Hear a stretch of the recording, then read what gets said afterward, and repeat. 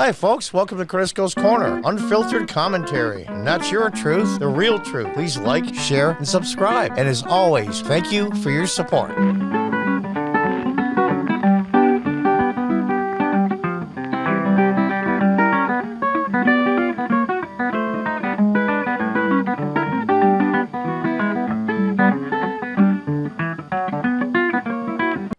Hi, welcome back from Project Veritas.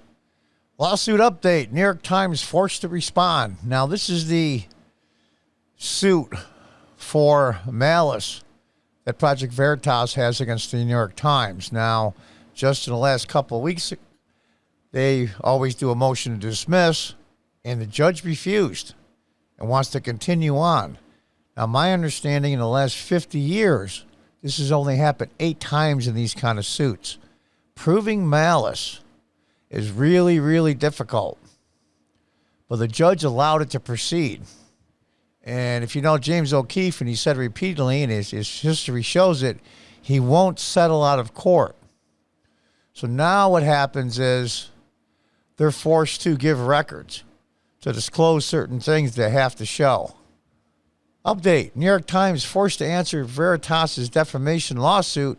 New York Times admits they did not contact Veritas' name sources for comment, admits Astor article wrong about Minnesota law, claims articles are opinion while admitting reporters not opinion writers. So what they're saying is there's just regular stories, and they're using the excuse, well, it's an opinion piece. Nowhere in it does it say it's an opinion piece. Number one. Number two is they admit that they actually called no one in the story. It was about a Somali gentleman in Minneapolis, I believe, that has his own video. I guess he put it on Facebook or somewhere, showing him with piles of mail-in ballots. Well, it's against the law in Minnesota to have more than 3 for ballot harvesting. So they said that was incorrect and it was wrong, and he posted it himself. The idiot, he posted it. Look at the money I'm making. It's 2 a.m. and I'm still hustling ballots, and he's got piles on his dashboard of his car.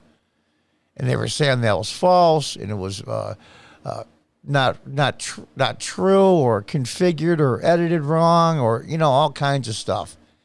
Never called the gentleman to see if it was true. Never called anybody involved in the story to comment. Just ran with it. CEO founder James O'Keefe gave an update on Project Veritas' defamation lawsuit against the New York Times today. The lawsuit was filed last fall in response to a series of defamatory New York Times stories by political reporter Maggie Astor and news media reporter Tiffany, I assume her name is Sue, calling Veritas' Minnesota ballot harvesting video deceptive and accused Veritas of being part of a coordinated disinformation campaign. Jesus, talk about deflection. Because Veritas shared an advanced copy of the video with influencers and reporters. In the answer filed last week, the New York Times admits it did the same thing, having received an advanced copy of the blog post they reported on before the post was published. New York Times repeatedly claimed ignorance on various issues related to the story. The defendants lacked knowledge or information sufficient to form a belief as to the truth of the allegations.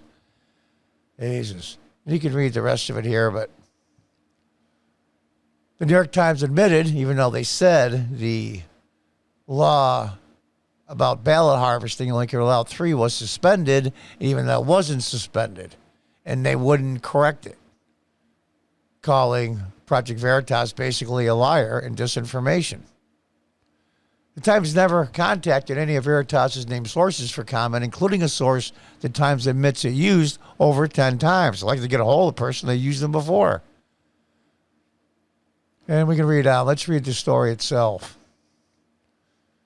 Project Veritas founder and CEO James O'Keefe provided an update on the organization's defamation lawsuit against the New York Times today and read directly from the Old Gray Lady's official response to the lawsuit, which was filed last week. Now, they asked, in discovery, they asked for a bunch of stuff.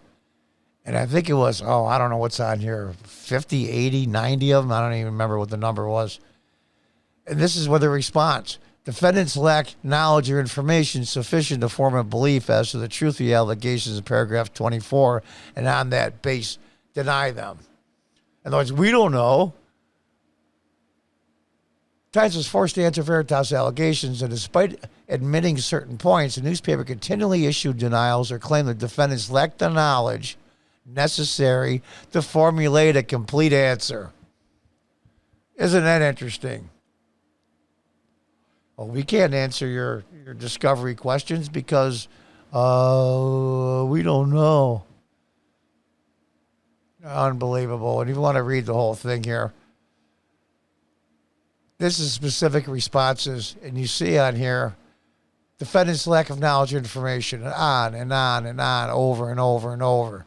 Even after the New York Supreme Court rejected the Times argument that Astor's and Sue's articles were merely unverifiable expressions of opinion, the claim the court called deceptive disinformation, the New York Times continues to assert the articles were mere opinion,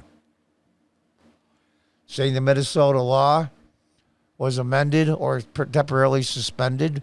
And this was all set up, folks. If you remember that mail-in ballots, ballot harvesting. In Minnesota, one person cannot turn in more than 3, period. They were saying that was suspended because of the COVID and blah, blah, blah. And there was tens of millions of ballots mailed out, unsolicited. I've run in many local elections here in upstate New York. I was a councilman in the early 2000s. I know all about absentee ballots, requests for absentee ballots. If you legitimately request an absentee ballot, not a problem. The local board of elections will send you one, as long as you meet certain criteria. One of the reasons for getting an absentee ballot is not because you're too freaking lazy to get off your behind and go vote. That's not legitimate. The admission was made despite the New York Times efforts to wield opinion as a shield for the falsities Astor and Sue presented as fact. Now, here's the thing. That's why the judge didn't dismiss it. And all the articles they're referring to, they purposely printed false information, is Veritas' claim. Purposely, knowing it was wrong, and did it anyway to bring down the credibility, the name of Project Veritas, because they hate their guts. They hate their guts. And they say, well, these are only opinion pieces. And the judge says, well, wait a minute. I've read the articles many times. Not once does it say anywhere near the article or in it, this is an opinion piece. They're looking at it as if it's a regular article and you're stating fact. They lied. It's just incredible to me. And you can read this whole thing. I'll just read part of it. You can stop the video. The New York Times admitted Astor was incorrect when she originally reported the ballot harvesting exposed in Veritas video may not have been illegal because a district court judge in July temporarily suspended Minnesota's ban on ballot harvesting, now admitting that the law was never in fact suspended. She lied. She lied. Here's the thing. If they go by New York Times defense, our reporters are stupid, is basically their defense. Well, that's not a legitimate legal defense. Our reporters are stupid. Have they done this in the past many times? Oh, absolutely. Only against conservative groups and groups we don't like, and goes against our political narrative. They still working for the New York Times? Oh, yeah. In fact, we gave them a raise. It's just amazing to me. These are not hard things to figure out, said O'Keefe, knowing that the Times admits it failed to seek comment from so much as even one of the named sources in the Veritas video. Those of you that watched the old movie, many of you have, All the President's Men. That was Woodward and Bernstein when they were actually real reporters back in the old days, not what they've turned into now, where they were going to run a story. And the ultra Democrat, Ben Bradley, who was the editor of the paper, said, no, you got to have at least 2 sources. These guys didn't call any. Including the source the Times admits it relied on over 10 times. So they know how to get a hold of this guy. Perhaps the Times was afraid of being told the video was real. O'Keefe said there's no amount of money the New York Times can offer that would make him sell this case. Veritas is headed into a trial by jury, not a judge ruling. And it goes on, how about Project Veritas, and if you're a witness to anything, there's a number to call, and there's the email. If you have any information to give them, that's their saying, be brave, do something, make your stand, the time is now. And it's their 501c3, so anybody that gives money to them, I gave money earlier. I gave them $25. I don't care who knows it. They do good work. And those of you that say, well, they only go after Democrats and left-leaning people for the most part, 99%. There was that one Republican, but, that we won't count that. Well, so what? So they go after progressive-leaning in media, newspapers, social media. They're also suing, I believe it's Facebook or Twitter, I forgot which one, for a lot of the same things. They said he had multiple accounts. I believe it was Twitter. And he didn't have multiple accounts. It didn't exist. They lied. In fact, the weird part is the fake accounts that pretend they're James O'Keefe are still on Twitter after they suspended him on Twitter. Its whole thing is it's exposing this nonsense, this evil, corrupt media. The media's always been biased because humans are biased. I get that part. But these guys take it to a level it's unbelievable. Now, sometimes I don't like James O'Keefe's style. Sometimes he's too in your F you and get in your face. Okay. I'm pretty much in your face kind of guy too when I think I'm right. All right. And as time went on, he got more and more and more credible. He's doing amazing work, him and his organization.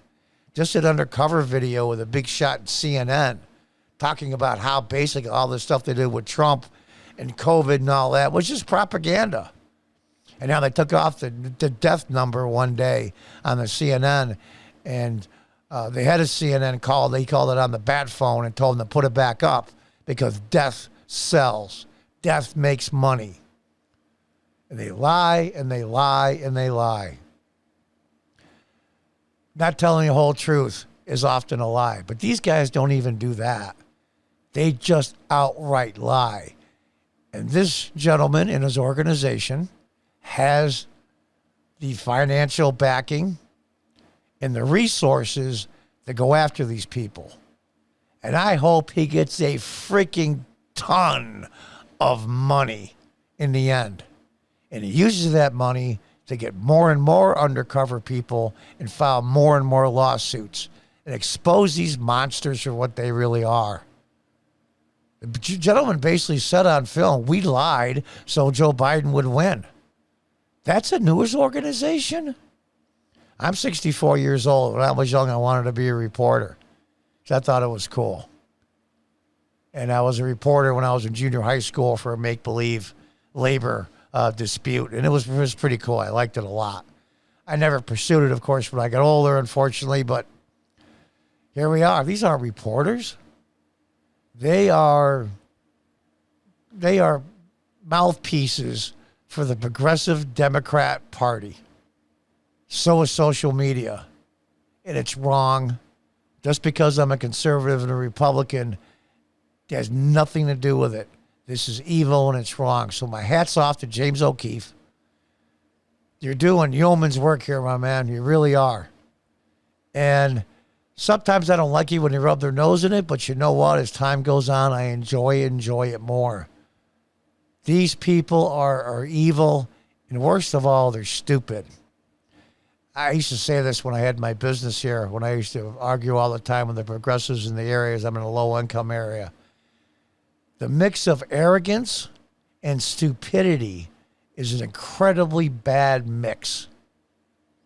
And until next time, folks, goodbye and good luck.